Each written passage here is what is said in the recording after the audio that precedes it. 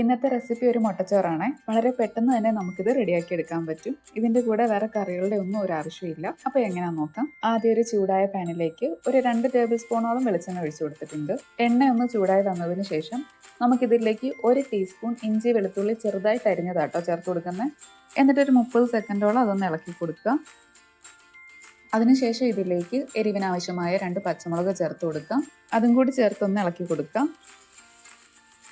എല്ലാം കൂടി നന്നായിട്ടൊന്ന് മൂത്ത് വന്നതിന് ശേഷം ഇതിലേക്ക് ഒരു സവാള ചെറുതായി അരിഞ്ഞത് ചേർത്ത് കൊടുക്കാം. സവാള ഒന്ന് വാടി തുടങ്ങിയാൽ മതി, ഒരുപാട് ഇട്ടങ്ങ് വഴറ്റി കൊടുക്കണ്ട കേട്ടോ. ഒരു ഗോൾഡൻ കളർ ആവാൻ തുടങ്ങുന്ന സമയത്ത് നമുക്കിതിലേക്ക് പൊടികൾ ചേർത്ത് കൊടുക്കാം.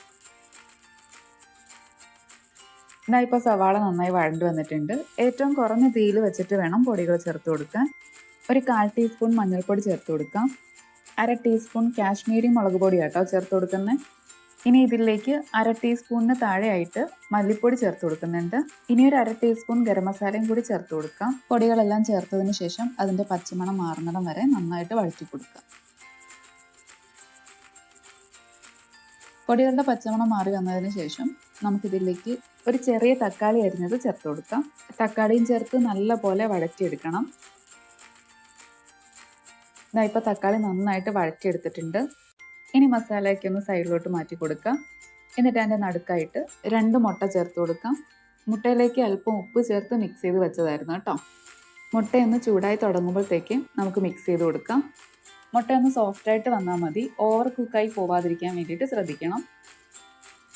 ഇനി മസാലയിലേക്ക് ഉപ്പ് ചേർത്ത് കൊടുക്കുന്നുണ്ട്. കുറച്ച് ഉപ്പ് മാത്രമേ ചേർത്ത് കൊടുക്കുന്നുള്ളൂ. റൈസ് വേവിച്ചപ്പോൾ ഉപ്പിട്ടാണ് ഞാൻ വേവിച്ചത്. ഇനി ഇതിലേക്ക് റൈസ് ചേർത്ത് കൊടുക്കാം. 1 കപ്പ് റൈസ് ആട്ടോ ചേർത്ത് കൊടുക്കുന്നത്. ഞാനിവിടെ ചേർക്കുന്നത് ജീരകശാല റൈസാണ്. ഏത് റൈസ് വേണമെങ്കിലും നമ്മുടെ ഇഷ്ടത്തിന് ചേർത്ത് കൊടുക്കാം കേട്ടോ. റൈസിൻ്റെ എല്ലാ ഭാഗത്തും മസാല എത്തുന്ന രീതിയിൽ വേണം കേട്ടോ മിക്സ് ചെയ്തെടുക്കാൻ വേണ്ടിയിട്ട്. ഈ സമയത്ത് വേണമെങ്കിൽ നമുക്ക് ഉപ്പ് ചേർത്ത് കൊടുക്കാം.